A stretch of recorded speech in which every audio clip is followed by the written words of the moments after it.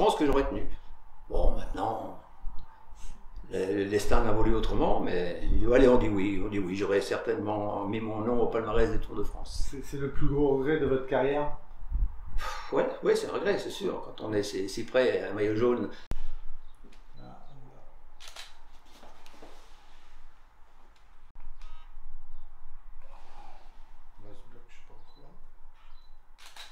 On va dire que je suis peut-être plus fier aujourd'hui de montrer mon maillot jaune qu'il y a 40 ans. Ouais, c'est vrai. Quand on regarde les étapes du Tour comme aujourd'hui, putain, il y a 40 ans, j'y étais, quoi. Oui. J'étais dans une année 83 où je marchais fort en vélo, quoi. Peut-être bien deuxième du critérium international, une belle place au Tour de l'Aude, Midi Libre. Ensuite, on a enchaîné avec le Dauphiné où logiquement j'avais gagné. Et puis bon, il y a eu cette petite histoire de dopage où j'avais pris un produit prescrit par le docteur. Donc j'ai été déclassé du Dauphiné et ça m'a mis à la 3e place du Dauphiné libéré. Et puis après, arrivé le Tour de France où j'avais toujours de bonnes jambes, sans me doper. Et Roland Berland était à peu près sûr de moi. Il était confiant, il m'avait dit au départ, Pascal, on a des leaders, c'est Stéphane Roche et Anderson, mais c'est toi qui vas gagner le Tour de France. Bon, le courant passait bien avec lui.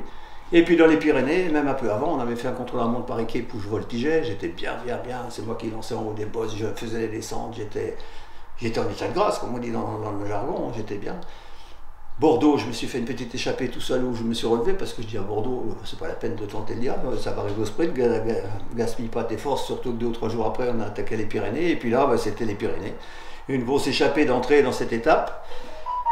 Et puis j'ai fait monter pour mes 2 leaders le Tourmalet et en haut, on voit passer en haut du Tourmalet, mais alors frère, j'ai l'impression que je suis à l'entraînement et on voit Anderson qui tire la langue, qui est pas bien, qui est à fond. Et en bas de cette descente du Tourmalet, après, Laurent Berland vient me voir, il me dit comment t'es aujourd'hui. Je suis bien, fais ta course, il me dit, fais ta course, t'occupe pas de nos leaders.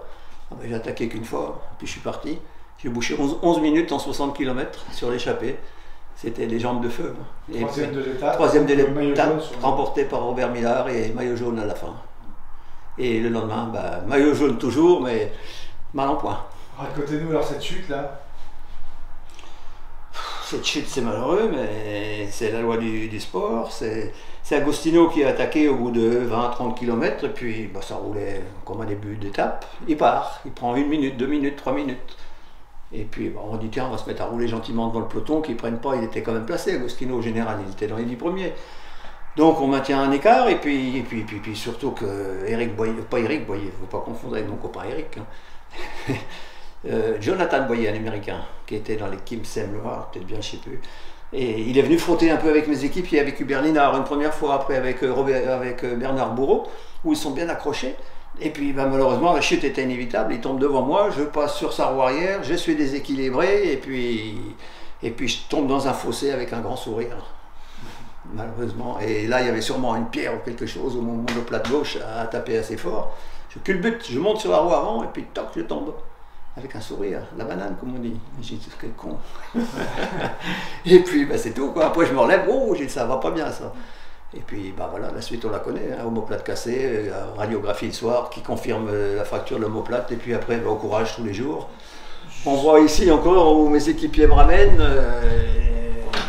lâché une fois de plus, une énième fois lâché du peloton et on revient sans arrêt comme ça pendant 4-5 jours. Et puis il y a ce contre-la-montre dans le Puy-de-Dôme où je limite les dégâts, où à la fin je monte comme un pantin désarticulé parce qu'on voit qu'il n'y a plus de force, c'est les hanches, c'est les bras, c'est tout qui gigote dans tous les sens.